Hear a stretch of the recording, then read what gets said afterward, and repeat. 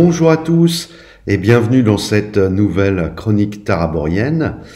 Une chronique qui va être l'occasion pour moi de faire un petit bilan du premier chapitre de la campagne La Malédiction du Grand Vert, puisque nous avons joué la dernière séance mardi et ainsi clôturé ce premier chapitre.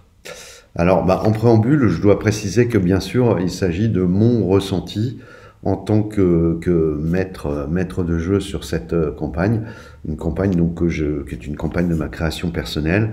Ça va être l'occasion de voir un petit peu si tout un tas de choses que j'avais prévues, comment ça s'est déroulé et de pouvoir vous faire un petit retour là-dessus. D'une manière générale, je suis assez content de ce premier chapitre qui nous a occupé pendant 8 séances de 3 heures, donc 24 heures, une petite journée de JDR au total. On a passé, je crois, un bon moment, aussi bien moi-même en tant que maître de jeu que les joueurs qui, d'après ce qu'ils m'ont livré à la fin de la dernière séance, ont plutôt passé un bon moment, voilà, en jouant cette campagne.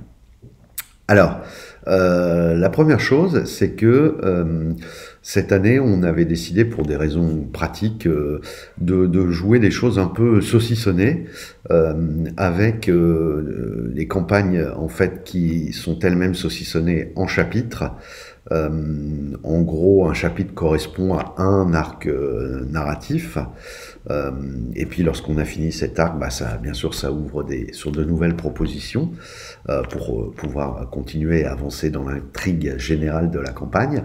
Et puis d'autre part, saucissonner également de façon transversale, j'allais dire, puisque une semaine sur deux, on jouait en alternance une campagne ou un one-shot sur plusieurs séances, et puis une autre campagne.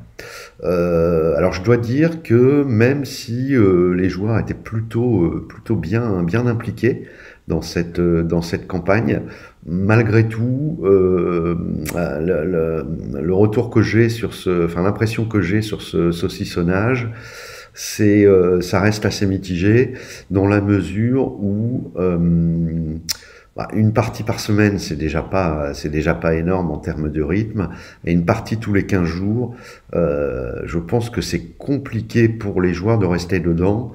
Et quand vous proposez une campagne à intrigue ou un scénario, avec des décisions à prendre, des pistes à suivre, etc. Je pense que c'est un peu compliqué s'il n'y a pas de suivi de semaine en semaine. Là, ça n'a pas trop gêné le déroulement de cette campagne, mais je pense que on perd un peu de clarté, de visibilité, surtout sur le moyen long terme pour les joueurs, qui peut être handicapant sur une campagne jouée ainsi tous les 15 jours de longue haleine. La deuxième chose, c'est que on perd aussi un peu de saveur parce qu'on est un peu moins dedans, et que personnellement, moi, un intérêt que je trouve à la campagne par rapport au one shot, c'est qu'on est un petit peu impliqué dans le jeu par la réflexion et les souvenirs entre les séances. Et cet effet-là, si vous ne jouez pas au moins une fois par semaine, il disparaît très vite en fait, parce que surtout si en plus vous faites d'autres parties, vous jouez d'autres choses, finalement vous y revenez peu en dehors des séances à ce petit plaisir de repenser à certaines scènes, à ce petit plaisir de réfléchir pour se dire tiens, prochaine séance je vais pouvoir me positionner là-dessus, sur cette thématique, ou essayer d'aller creuser dans ce sens-là, etc. C'est beaucoup plus difficile, je pense, et ça s'estompe dans une partie saucissonnée. Alors, par rapport à l'intrigue générale et à ce qui devait se développer dans ce premier chapitre, sur ce premier arc narratif, alors pour vous résumer un peu la situation, les personnages étaient engagés par un dignitaire afin de récupérer un tableau, une œuvre d'art, qui avait fini un petit peu par devenir une obsession pour cet homme, qui s'était ouvert aux joueurs en leur expliquant qu'en fait il était à la recherche de ce tableau depuis fort longtemps. Le tout dans un contexte un peu particulier, puisque dans la région où se trouve la ville de ce personnage qui a engagé les joueurs, eh bien des événements d'ordre fâcheux, on va dire, commencent à faire surface. C'est-à-dire que très rapidement, les personnages apprennent que plusieurs lieux de sépulture sont profanés.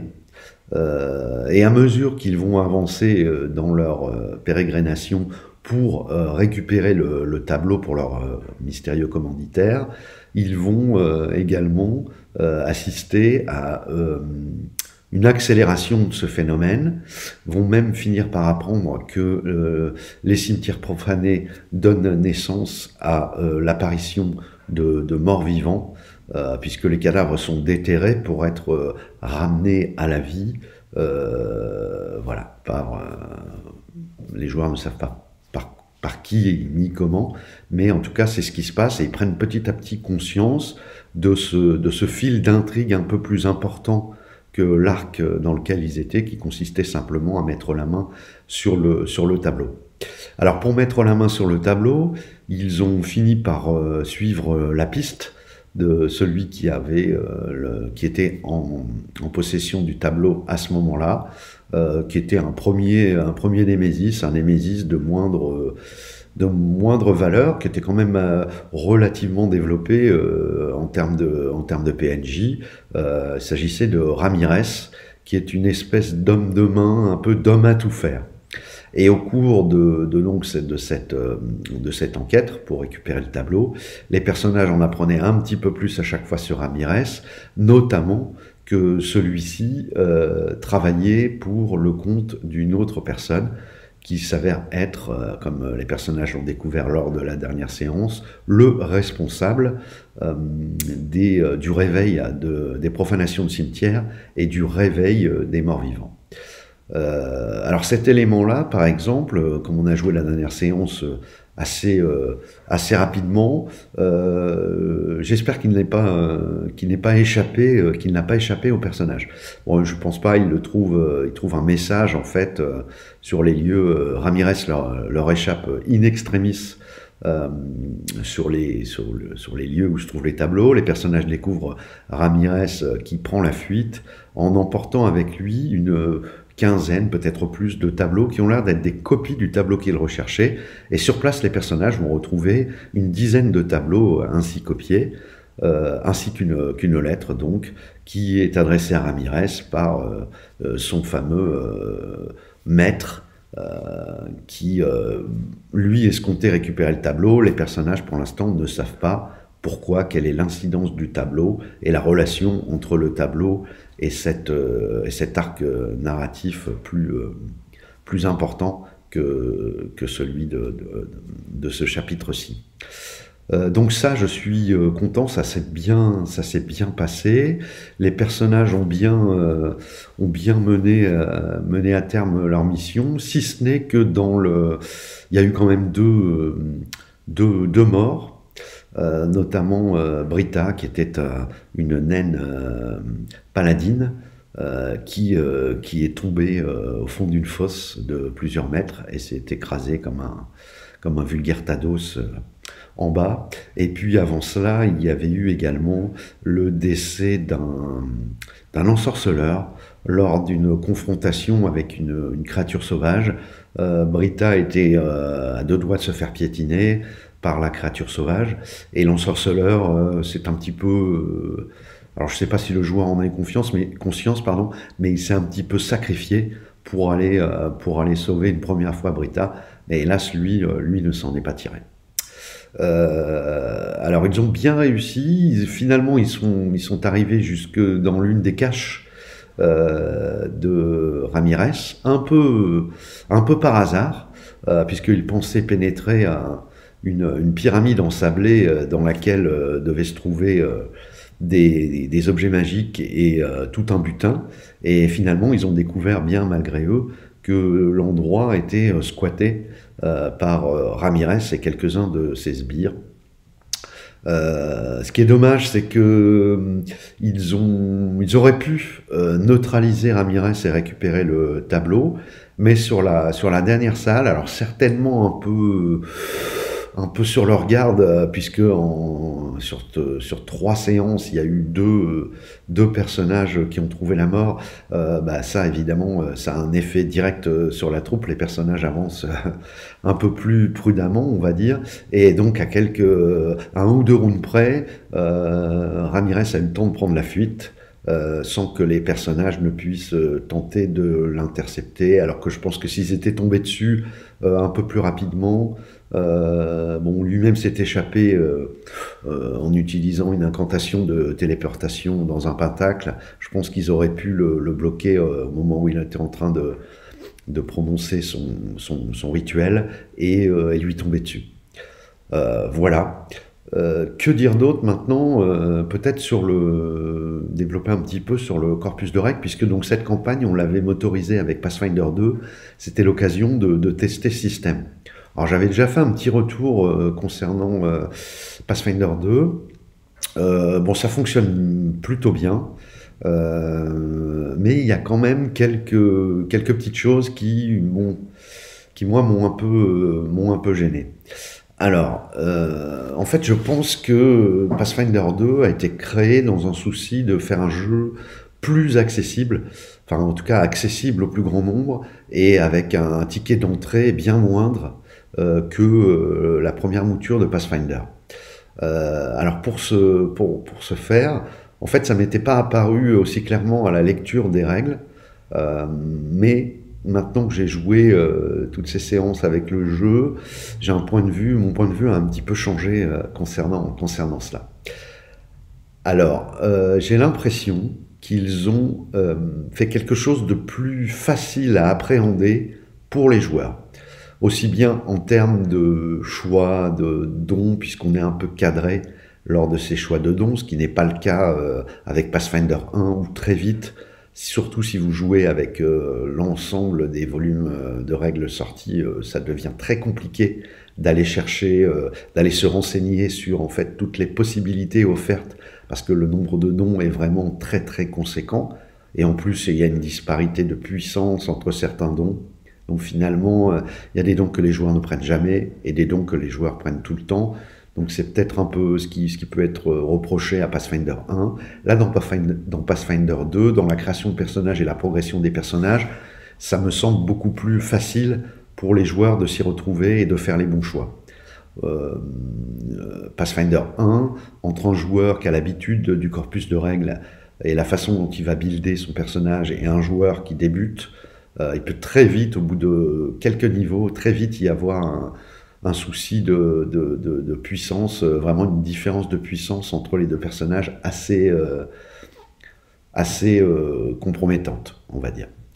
Alors, de ce point de vue-là, le jeu est plus facile. Par contre, j'ai quand même l'impression que dans certaines mécaniques, toujours pour alléger le travail des joueurs, et bien du coup, ils ont alourdi le travail des maîtres de jeu.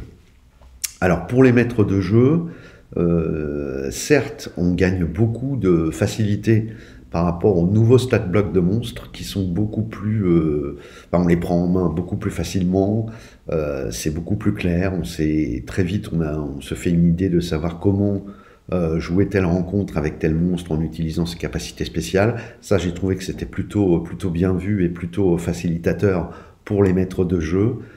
Par contre, le système des 3 actions de combat, et notamment une mécanique très importante du jeu, à savoir vérifier pour chaque individu son état, à savoir est-ce qu'il est repéré, est-ce qu'il est non remarqué, est-ce qu'il est complètement visible, c'est beaucoup de tirage de dés pour le maître de jeu, et uniquement pour le maître de jeu, qui doit vérifier par exemple que chaque personnage, par rapport à chaque adversaire, bénéficie d'un état. Vous avez un joueur qui est attaqué par 3 assaillants, vous devez savoir si l'assaillant numéro 1, comment est l'adversaire, s'il est remarqué, invisible, en vue, etc. Et donc vous imaginez le nombre de tirages, et qu'en plus ces tirages sont faits en amont, pour que lorsque intervient le round de combat, vous sachiez exactement où vous en êtes. Et à chaque round, bien sûr, ça peut être modifié, parce que chacun des PNJ ou chacun des joueurs peut faire un jet de SIC un jet de coup d'œil, quoi, voilà, et faire évoluer la situation de chacun des personnages qui sont, ou des adversaires qui sont dans son champ de vision. Donc vous imaginez que rien qu'avec cette simple règle, c'est énormément de jets de dés, c'est très très lourd à gérer. Nous en plus on joue en virtuel avec des angles de vue donc mis sur les tokens pour essayer de rester dans quelque chose d'un peu simulationniste. Et donc il faut à chaque fois qu'un PNJ disparaît que je le ramène sur la couche qui n'est visible que par le GM, et à contrario, quand un personnage apparaît, il faut que je le bouge de la couche du GM sur la couche des tokens visibles par les personnages. Donc j'avoue que c'était un peu très lourd à gérer. De la même façon, il y a beaucoup plus de jets secrets, puisqu'avec les keywords dans le Pathfinder 2, il y a ce qu'ils appellent le keyword secret, et ça ce sont des jets que fait le maître de jeu. Alors bon, il y a les jets traditionnels de discrétion, etc., d'écoute. On a l'habitude, ceux-là, de les faire tirer par le maître de jeu. Enfin, en tout cas, moi, je joue comme ça parce que je trouve plus intéressant que les joueurs ne sachent pas s'ils ont réussi à avancer discrètement ou s'ils ont été détectés jusqu'au moment où la résolution arrive, et s'ils ont été détectés, ils ont des chances de se faire attaquer, etc. Je trouve que ça met un peu plus de tension et un peu plus de suspense de laisser les joueurs, pour le coup, au sens propre comme au figuré, dans le flou.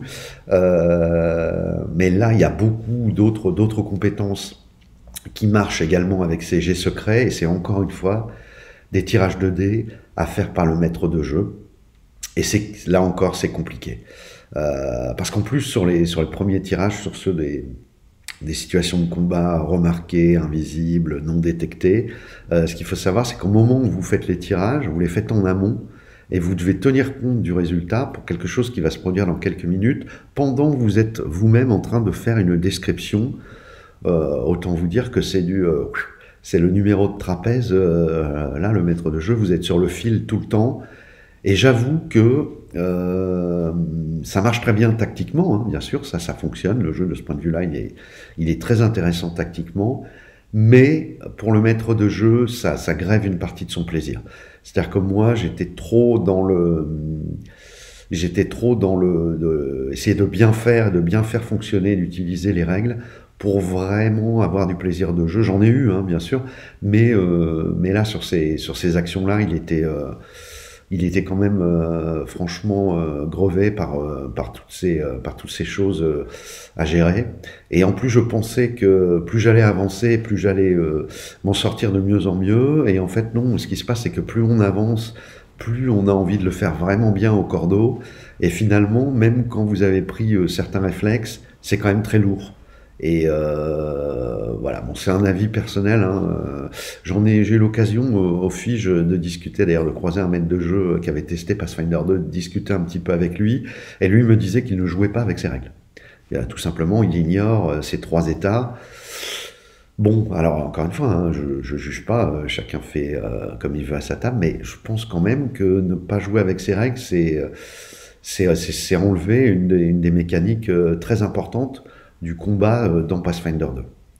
Voilà, donc ça c'est une première chose. L'autre chose qui me paraît pas très fun, c'est la façon dont sont traités les objets magiques, avec les runes et les armes. C'est pas très clair. On a eu le cas avec justement la fameuse Brita qui avait une rune sur son arme. Bon, c'est pareil, quand ça se déclenche, ça fait un peu jeu vidéo. Bon, c'est bizarre. C'est des mécaniques qui, moi, m'ont pas trop plu non plus. Voilà, donc je suis mitigé. Je pense que ça fonctionne. Je pense que ce jeu est plus facile que Pathfinder 1 pour les joueurs, et que le but est d'attirer des nouveaux joueurs, et peut-être certainement aussi d'un point de vue marketing, de reprendre des parts de marché à D&D 5, et je pense que ça peut le faire un peu. Par contre, pour la prochaine campagne, puisque là nous allons arrêter cette campagne et passer à une campagne de Sword and Sorcery, j'ai choisi de ne pas m'autoriser avec Pathfinder 2, mais de revenir, alors là c'est quelque chose d'un peu plus, je prends des choses à droite, à gauche, etc. Sur une base de Pathfinder 1, mais en empruntant des éléments extérieurs et notamment au Conan Mungos Publishing pour les armes, etc. Les armures, la pénétration, les facteurs de pénétration des armes, etc. Bon, j'aurai l'occasion de vous en reparler. Donc voilà, donc la malédiction du grand ver, premier chapitre, ils ont quand même réussi, ils ont quand même croisé un grand ver, un des grands vers dans une faille, dans une scène de désert. C'était une scène assez forte, je crois, assez intéressante. Il n'y avait pas d'affrontement à proprement parler, hein. La scène n'était pas faite pour leur faire dès le début comme ça affronter un grand ver. Parce que le but n'est pas de faire un total party kill, ça n'a pas d'intérêt. Mais je pense que ça a mis un peu de tension. Ils ont commencé à aussi là mesurer un petit peu les enjeux qui allaient naître au cours de la campagne, parce qu'ils se doutent bien qu'il y a forcément un rapport entre ces grands vers qui sont originaires de la région et qui même à une certaine époque contrôlaient toute la région, et puis bien sûr ce réveil des morts vivants avec son mystérieux commanditaire et son homme de main Ramirez. Voilà, bah écoutez, j'espère que cette vidéo vous a plu et je vous dis à très bientôt pour une nouvelle vidéo. Au revoir.